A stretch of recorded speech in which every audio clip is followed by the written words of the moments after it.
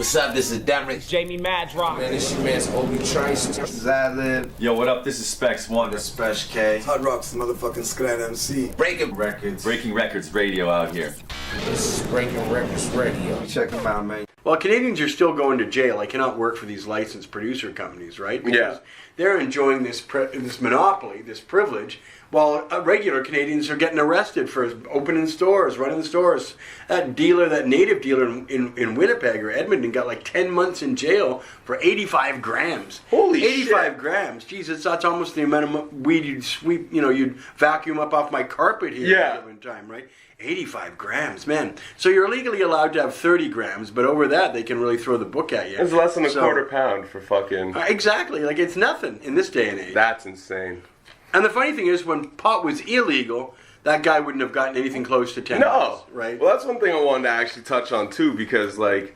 Now, I heard you say in an interview, and I don't know if maybe it's changed now because it was a little bit older, but there's 45, like, New laws, yeah. Yeah, new criminal compared offenses. to the old, like, 8. Yeah, and the maximum went up from 7 to 14 years. And you know what that's for? If a 20-year-old passes a joint to an 18 or a 17-year-old, you could get, like, this enormous amount of jail time, right? Yeah. In this protect the young people thing. So these 420s are going to be interesting where everybody's passing joints and nobody is fucking going to card the person beside them at a rally or anything, No. right? So absolutely, 45 new offenses in the in the Cannabis Act. So it's actually degressed then. Really, they've just made it more criminal. Yes, they're using. They've taken a page out of George Orwell. They call it legalization, but it's really Prohibition 2.0. Yeah. Right. So that way, the general public could say, "What are you complaining about? It's legal now," but they don't smoke, so they have no fucking clue. Yeah. They don't notice that there are no stores throughout the whole country pretty well. Saskatchewan has some, New Brunswick has some. The place where no one lives have them. Yeah, right. In Ontario, BC, and Quebec, it's like horrific. And that's a good 26 million of the country right there.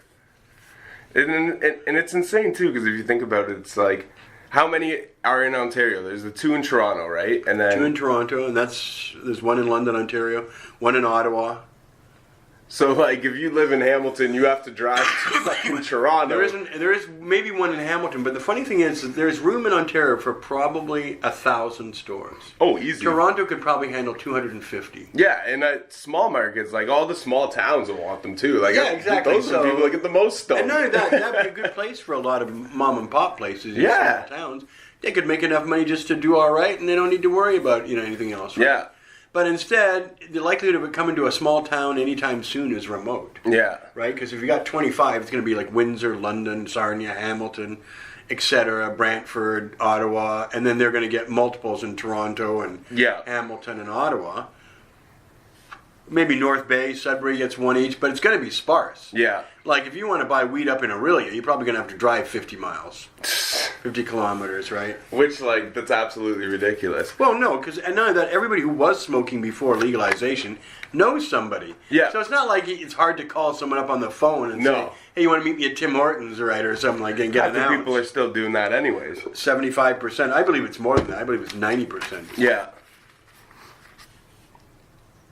And actually one thing, because my shout-outs to them, THC Collection. So who's THC Collection, by the way? A friend of mine started up with a few other guys out in London, Ontario. Right before the legalization laws change. I don't know what I should be saying on the record, to be honest about it, but long story short, they're a dispensary online company. Good. And they actually wanted me to ask you, when I told them I'd be interviewing you, he got excited and he was like, oh, try to ask him this for me. And since we're kind of on the topic, what do you believe is the timeline for the federal government to actually dent the black market? Well, see, I'm thinking there's going to be a lot of these laws struck down. Yeah. Okay, I'm financing a challenge to the driving, Bill C-46, where every single pot person, like now that I've smoked this joint, I would test over 2 nanograms for the next 24 hours. Yeah. So I get in a car, I'm not remotely impaired, never had an accident in my life, smoked every day, blazed all the time. I've always been stoned driving. But you're a good driver if you're stoned. So, of course, all this hysteria about cannabis and driving is misplaced. But if they did a saliva test, it would indicate that I've got more than 2 nanograms. Even if I pass tests, they could suspend my car for a week, take away my license. All sorts of bad things can happen. If you're over 5 nanograms, that's a criminal offense. Well, actually, this joint would easily put me over 5 nanograms too. So we're all in really big trouble if we run into a roadblock. Yeah. And we've been smoking pot. We're perfectly good drivers, but they're not measuring your impairment. They're measuring how much Your THC is in dosage. your body. And that all depends and on with cannabis, tolerance. it's not. Yeah, exactly. A lot of people, I could smoke joint after joint, Yeah. and it probably wouldn't even make a difference to me. Really, a lot of Yeah. pot is pretty ordinary to me after a while. Yep. So that's a terrible law, and it's going to get struck down. That'll be the first to go. But there's a whole bunch of other ones that'll be challenged too. The whole idea that a legal commodity, like no one's arrested for illegally selling cucumbers or illegally selling coffee. No. But there's 45 offenses for anybody who like illegally sells cannabis. Why? Yeah. It's perfectly safe, right? The only issue should be, are you collecting the taxes? And if you are, then you're good to go. Yeah. Right? The idea you have to buy it from these fucking merciless factory farm corporations who produce swaggy weed under awful circumstances, and a lot of them won't even hire Canadians. Canadians won't. Really? Yeah, because Canadians don't want to work for minimum wage at these boring jobs in these bright rooms, these factory farms, trimming weed all day for like $14 an hour, $13 an hour, whatever they're paying in Newfoundland or whatever. So they hire foreigners. They bring in immigrant labor who, like, they put them up in a house and all they do is work all day. They don't know anybody. They hardly speak English, right? So that's not even employing Canadians when you get down to it. Too. No. They're going to be employing a lot of foreigners. And because Canadians won't do that kind of rote shit for $14 an hour, hurting your hands, boring day after day, 40 hours of that. And it's really bright. You have to wear those white uniforms, a white face mask. Oh, yeah. You got to put something on your head, right? And you know, growing used to be so much fun in every place I've ever been except these factory farms, right? Yeah. And then it's like, wow.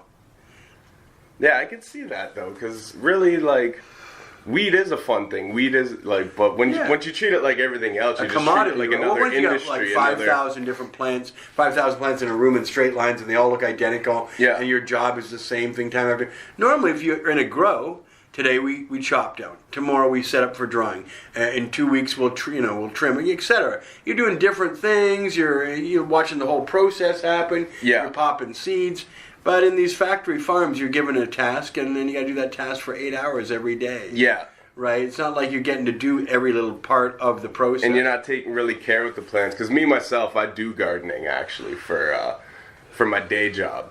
So, like, there's actually, like, as corny as it could sound to some people, but there is, like, a connection with plants. There is a thing about looking after it, and, you know, you're like, I care for this. Oh, I killed this tree. Being You're involved like, shit. in cannabis taught me about all the other plants. Now, Yeah. every time I go anywhere, I go to visit botanical gardens, zoos, any kind of place where botany is going on. Yeah. And I was just in Peru, and there's a gorgeous botanical garden in Pisac on the way to Machu Picchu. And I spent hours in that place, like taking photographs, having the old guide tell me about what each plant was, some of which I hadn't seen before. And, Yeah.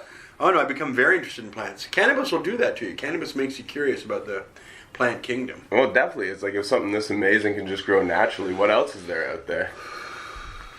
Yo, what's up? It's your man, MLNY, Maloney, Breaking Records Radio. You know what it is. I'm just here to tell you guys right now that you want to, if any of my smokers out there, basically, any of my Canadian smokers, now that it's legal, what you got to do is you got to head over to thccollection.com and check them out. And make sure you use the promo code HIPHOP. That's HIPHOP. And that's all capital letters. Save 10% on every purchase that you make. Anytime. They got everything. They got deals every single day of the week, which include like free whatever with whatever you buy. And my favorite is Tulip Tuesday. You can get $100 ounces, and that's only on Tuesdays. And you save 10% on every purchase with the promo code HIPHOP, all caps. That's HIPHOP. So make sure you go over there, check them out. That's thccollection.com for all your good medical needs, for all your good greenery, your extracts, and all that good stuff.